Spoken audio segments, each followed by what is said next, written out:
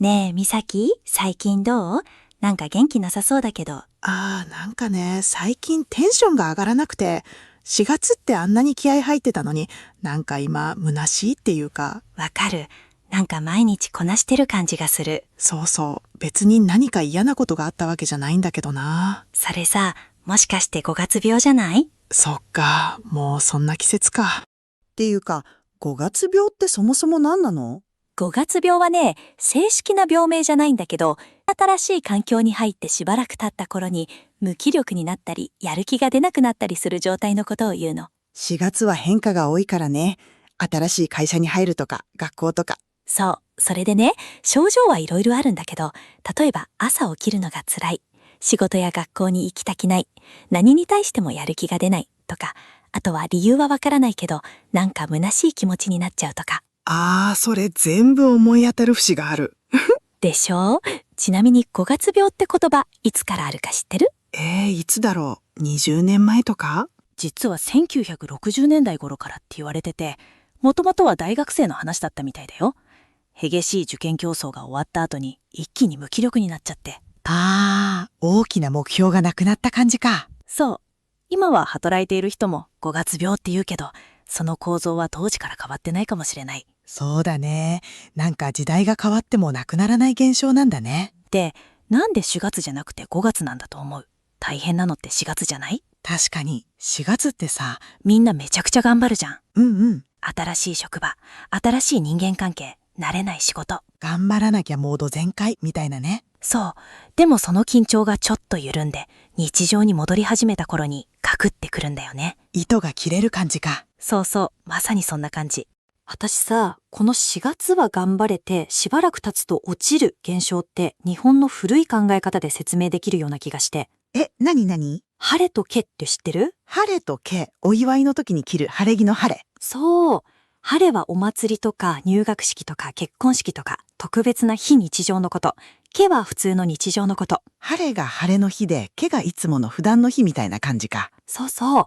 民族学の考え方で日本人の生活ってこの晴れとけのリズムで成り立ってるって言われてるの。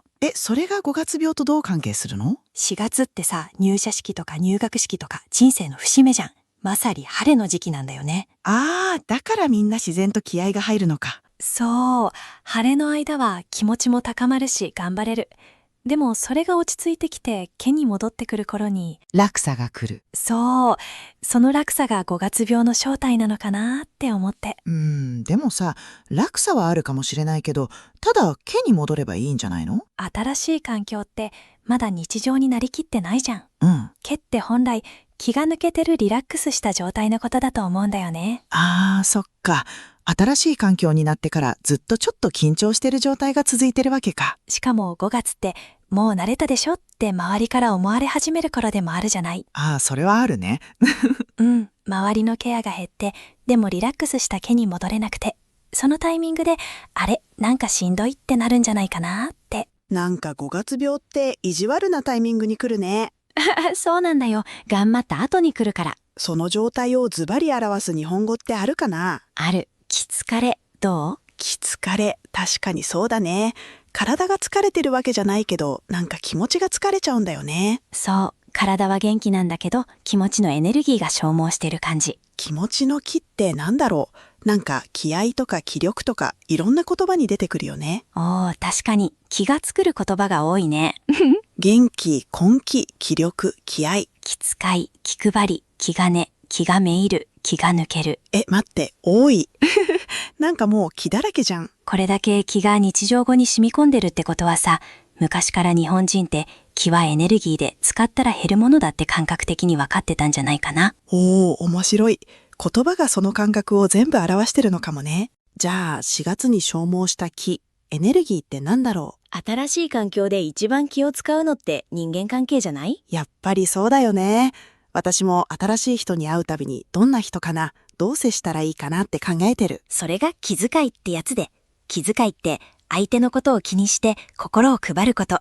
あの人今日なんか元気なさそうって気づいて優しく声をかけるのが気遣い。気遣いできるねって言われるとすごく嬉しいよね。嬉しい。でもその気遣いをずっと続けてたら気が消耗していく。そして気疲れしちゃったり気が抜けたりする。気が抜けるって？気が抜けるは、ずっと張ってた緊張がふっとなくなる感じ。5月病のなんか虚しい感覚って、まさに気が抜けた状態にも近いのかも。ちゃんと相手と関わろうとした証拠でもあるよね。うん、そうそう。これ大事なポイントで、気疲れするのってその場に真剣に向き合ってたからだと思うの。適当にこなしてたら気疲れしないもんね。そう。だから気疲れってある意味頑張った勲章みたいなもので。なんかちょっと気持ちが楽になった。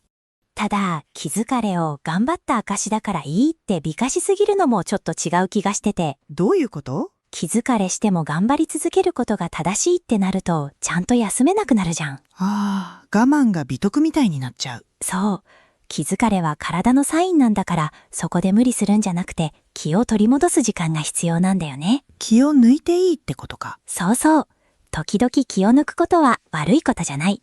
じゃあ今日の話をまとめると、5月病って晴れのモードで頑張り続けた後に毛に戻ろうとしてもうまく戻れない気疲れした状態。体がそろそろ休んでって言ってるサインなんだよね。5月病になるってちゃんとその環境に向き合えてた証拠でもあるんだね。自分を責めなくていい。そうそう。皆さんはどんな4月でしたか？気がつくる言葉。皆さんは他に何か知っていますか？ぜひコメントで教えてください。気がつくる言葉をテーマにしても面白そうだね。あ、いいね。今度してみよう。それでは皆さん今日も聞いてくれてありがとうございました。またね。また聞いてください。おやすみなさい。